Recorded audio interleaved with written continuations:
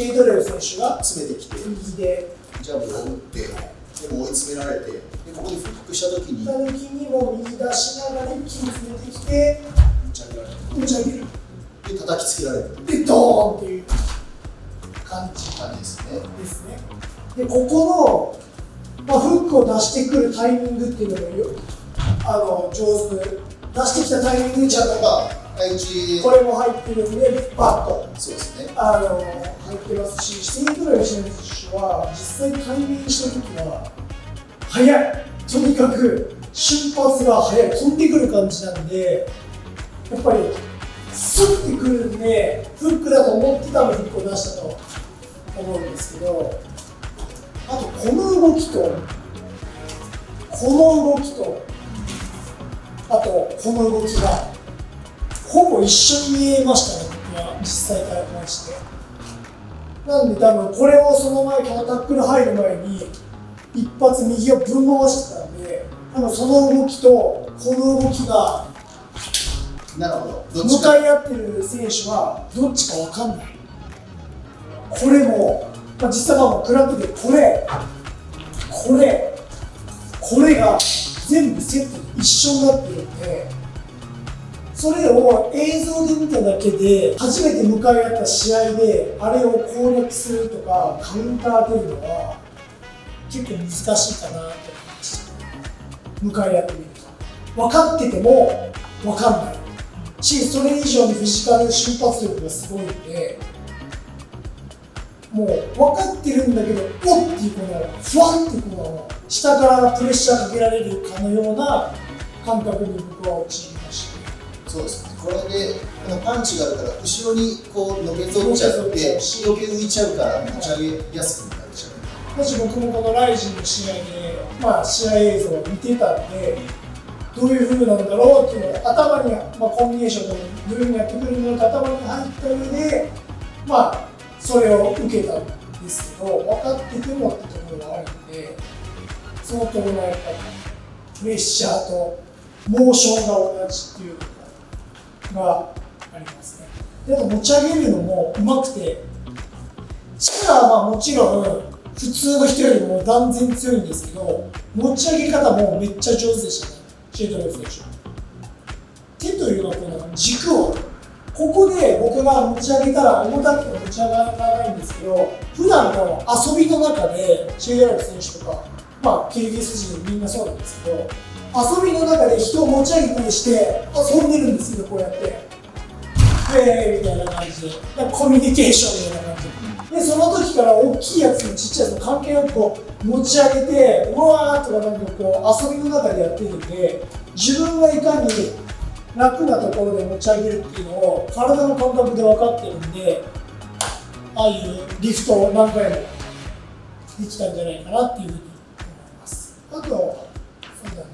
シェイトレル選手、ハイキックも食らったんですけど、なんかブラジリアンキックと普通のハイキックの中間みたいな蹴り方してくるんで、膝が回るみたいな。膝先が遅れてくる感じで、体幹が強いんで、その体幹を振り回すことによって蹴りがムチみたいにくる。なんで怖えなと思って受けてました。あと転換を出してましたけど、ミクル戦です。転換をサウスポーでこっちも出してたんですけど、あれは多分これが速すぎて、これの動きが全部さっきの全部一緒っていうのが一緒なんで、あと瞬発力があるんで、多分映像で見てたタイミングとかも実際向き合うのは違うんで、その向き合ったタイミングで遅れちゃったんじゃないかなっていう。だし、多分ああいう組みに行くタイプの選手は練習の時から言ってるんで、この膝がここでもらうとめっちゃ効くんですけど、これができる、この辺で入っちゃえば、このもものところが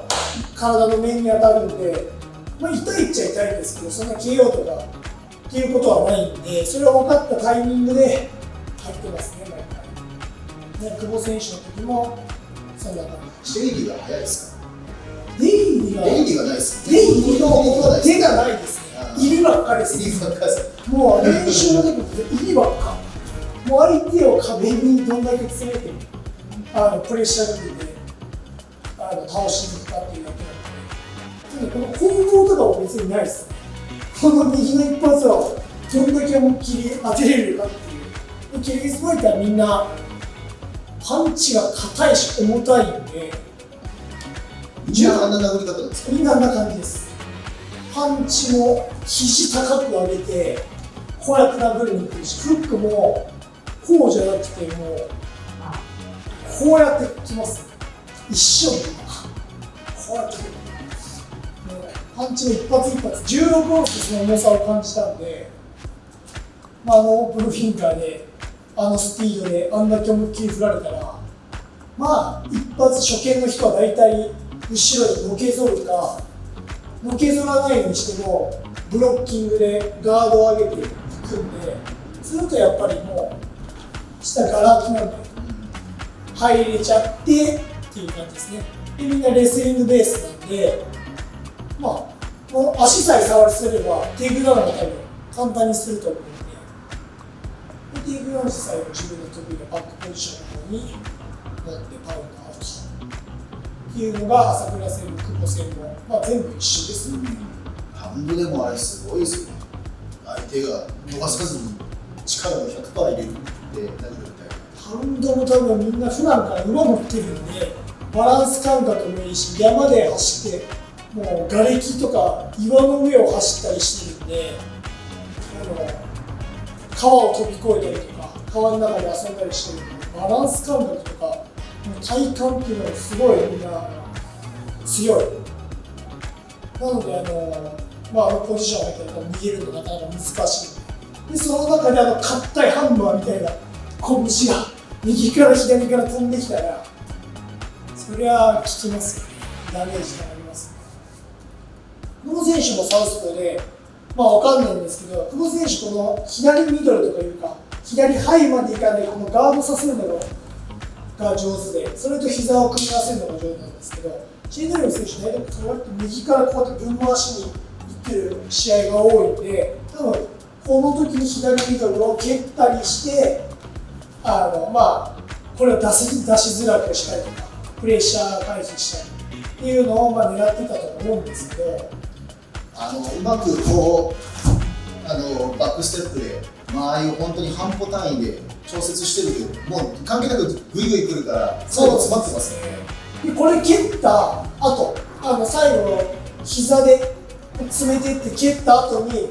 詰める、蹴った後に詰めるで、ここまで詰めちゃえば膝が来るのを来ても来なくてもこうやっていっちゃってるんで、角度的にスカっちゃうんですよね。この手のところがこういってるんで、やるとミクル戦も久保戦はもう一緒の形に結局なっちゃうんで、もうちょっとこう伸ばしたいところで、そうですね、ここで本当はピンポイントで当てたいはずなんですけど、フックも全部このいいところで、それ以上にやっぱり速い、来るのも分かりづらいし、伸びてくるっていうのは、向かい合った感じあるので、なかなかカウンターを合わせるのは難しいんじゃないかなと思いました。それがキルギスファイターの強みというか、普段の日常生活からそれが勝手に強くなっているという感じが、今回の試合で感じました。なんか X 見てたら割と余裕でこなしてるんじゃないかなと思ったんですけど、話聞いてみたら結構生きるか死ぬかぐらい大変だったみたいですね。やっぱりキルギス着いて次の日初日の練習なんですけど、赤色のマットの普段シェイドレル選手とかがみんなが練習してるジムでの練習がもう本当にちょっと死にそうこいたぐらいの練習で、まず見た目牢屋みたいな感じの見た目、そこからまずビビったんですけど、で中に入っていったら、地下みたいな部屋で、窓はもちろんなくてちょっとじめっとした感じで、その中でスタートしたんですけど、その日何の練習をするかっていうのが聞かされてなくて、行った次第の、練習メニューをやるっていう感じだったんですけど、行ったらもその日はガチスパの日みたいな打撃練習の日で、準備体操でもこうマットの周りをアップで走ってるんですけど、そのアップのランニングの途中に1人ずつ僕に肩組んで、1ラウンド目俺といいみたいな、でまたちょっと走ると2ラウンド目じゃ俺とやろうなみたいな感じで、永遠に休憩のないスパーリング相手を勝手に組まれていくみたいな状態が最初の準備体操で、うわこれやばいやつやんみたいな、休憩させてもらえんやみたいな思いから始まりました。で最初テクニックとか、先生から習った技を反復する練習があったんですけど、ちょっとその練習の時もあいつらなんか最初顔めがけてワンツーってきやがってもうその時点でこいつから殺しに来とるやんと思って、とかワンツーの練習してんのにワンツーミドル蹴ってくるやつとかもふざけていたりして、わあこいつらマジで一緒に来とるなみたいな。しかも順番がみんなコロコロ練習するメンバーも変わったりして、しかもみんな一緒のような感じのやつばっかで、今度ガードの練習があったんですけど、このガードの練習の時も先生から習った技を試すんで、日本だと形を通りをまず試す、で形通り試してそれをちょっとずつ強度上げてスパーリングで使えるかっていうそういう風にやると思うんですけど、あいつらそのワンツーフックとかはスパーリングっていうか、とりあえず僕を倒しに来るようなワンツーフックを全力でフルスイングでただの打ち込みなんですけど、ワンツーフックも全力で振り抜いてくるんで、もうガードちょっと位置ずれたらちゃんと効かされるパンチをみんな打ってきてたんで、もうその時点で結構疲れてました、スパーリングの前に。全体の練習としては2時間なんですけど、ざっくりアップと、打ち込みとかも含めて1時間ちょっとやるんですけど、水分を取ってもいいタイミングがない。水分補給とか、日本だと今は休憩っていう時間じゃなくて、各自喉が渇いたタイミングとかでこまめに取るっていうのが多分世界的には共通というか、それが体にはいいという、喉が渇く前にこまめに水分を取りましょうっていうのが適切だと思うんですけど、キルギスファイターはなんかプライドがあるのか事務的にダメなのか、水分取らない俺すげえよみたいな感じがめっちゃあって、プレッシャーめちゃめちゃかけられたガチのパンチを殴ってくる疲労感の中水分が取れないっていうのがめちゃめちゃ地獄で、その疲弊して水分が取れない状態で、スパーリング打撃練習が始まるんですけど、準備体操先ほど話した何本目俺とやろうね何本目俺とやろうねみたいな約束したやつらが次から次へと来るんで、もちろん休憩もないし水分も取れない中で、さらにキルギス標高高いんで、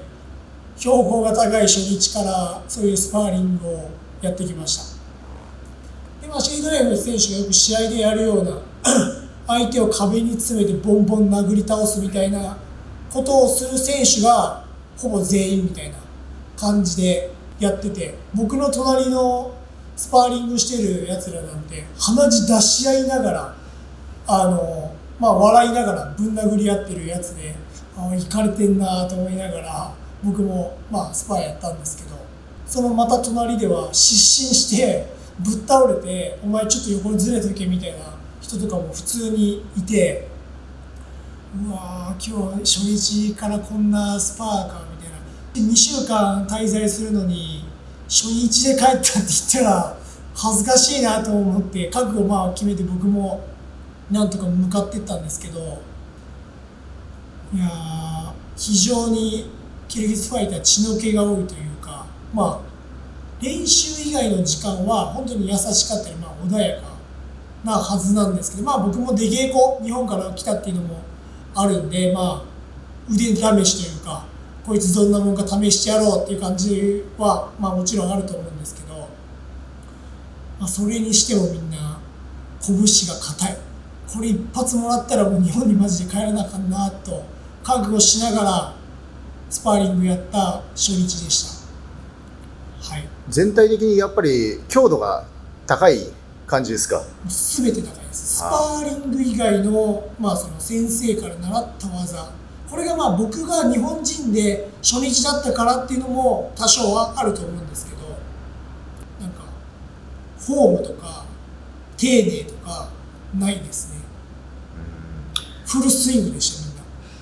しかしなんか古典的な昔の格闘道場みたいな感じですけど、